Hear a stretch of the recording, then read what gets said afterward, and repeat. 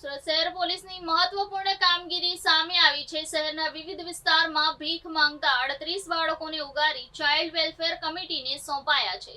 રસ્તા પર ક્યાંક મહિલાના હાથમાં નવજાત શિશુને તેડીને ભીખ માંગતી મહિલાઓ ફરતી જોવા મળે છે, તો ક્યાંક નાના ભૂલકાઓ ભીખ માંગતા નજરે પડે છે। પરંતુ ચિંતાનો વિષય એ છે કે છેલ્લા થોડા દિવસોથી રોડ પર રસ્તા પર ભીખ માંગનારા લોકોની સંખ્યા સતત વધી રહી છે। સતત દોડતું અને ભાગતું શહેર સુરત, જ્યાં તમે રોડ પર ભીખ માંગતા માસૂમ બાળકોને જોતા હશો। ટ્રાફિક સિગ્નલ પર તમારી ગાડી રોકાતી નથી કે તરત જ માસૂમ અને લાચાર ચહેરો લઈને વસ્તુ વેચવાની આડમાં કે પછી ગાડી સાફ કરીને ભીખ માંગતા બાળકોની સંખ્યા દિવસે દિવસે વધી રહી છે। પોલીસ પણ આ ભીખની ભ્રમઝાળને ભેદવા માટે કટિબદ્ધ થઈ છે।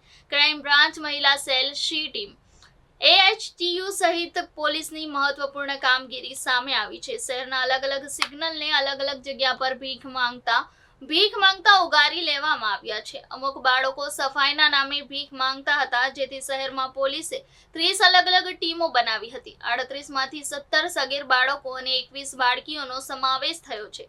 38 બાળકોમાં અમુક ગુજરાત, બિહાર તેમજ મહારાષ્ટ્રના છે, જ્યારે 33 બાળકો માતા પિતા સાથે ભીખ માંગતા હતા, જ્યારે 4 અનાથ અને 1 અન્ય સાથે મળી આવ્યું હતું। તમામ ભીખ માંગતા બાળકોને ચાઇલ્ડ વેલફેર કમિટીને સોંપાયા છે।